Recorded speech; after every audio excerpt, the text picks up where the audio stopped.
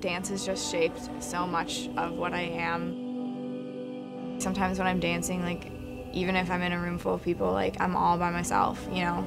And it's just me, like, figuring things out, and moving just, I mean, makes me feel that much better. For me, dancing is so therapeutic. I know people say that might be cheesy, but when you have a day and everything's just going wrong, it's very just soothing, and you just kind of forget everything else that's going on.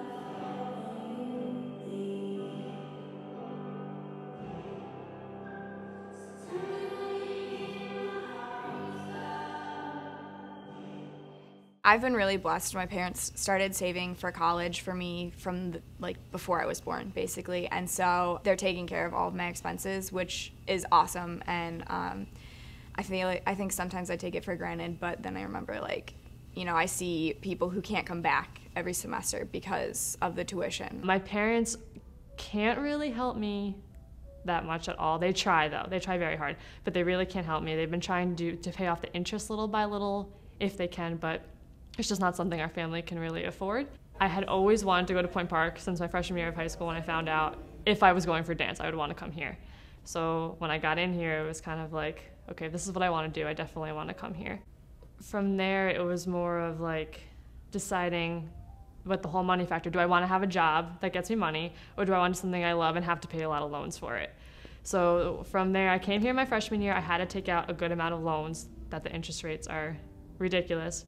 Just for me, like, knowing that I'm just here and I will be here for 4 years, like, they've planned on that. I think that maybe that's one of the reasons why I picked up the SAEM double major, is just to, you know, when I graduate, if I don't get a dance job, I can still rely on that part of my education to get, you know, a job in my field that I would, you know, that I've been planning on going into. I would love to get a job working in, like, the accounting department for a company or something like that, and, you know, just being in the atmosphere of, like, a dance company or dancers is just really what I'm looking for.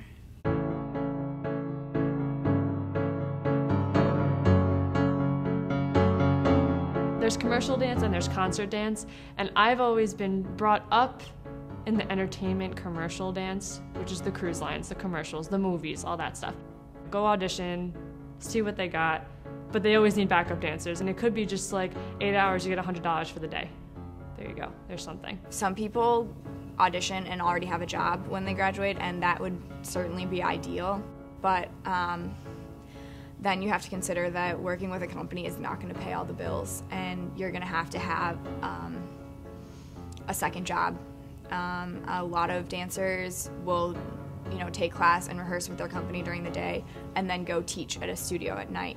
A lot of dancers end up waiting tables, and, you know, you just find a second job to supplement that income, because dancing with a company, especially in today's economy, when, you know, they're cutting shows, they're cutting dancers, they just don't have the money to pay. It's not going to pay all your bills, so you got to find something else to do. I've kind of been used to always having, like, the dance at night and then working crazy hours. Like, I worked at a bagel store for 7-8 years now, and I go in at 5:30 in the morning, I work till 1 in the afternoon, and then I usually dance/teach dance right after that. So you have to just get used to it, and you have to be okay with it enough where you're not like, oh, I don't feel like going to work, I just want to go to one. Well, no, you need to go there to make money to keep doing what you want to do. As long as I get to do what I love, you know, I'll have to figure something else out, but I'm hoping that with my SAEM degree, I can find a job that's, you know, a little bit better for me than waiting tables or something like that.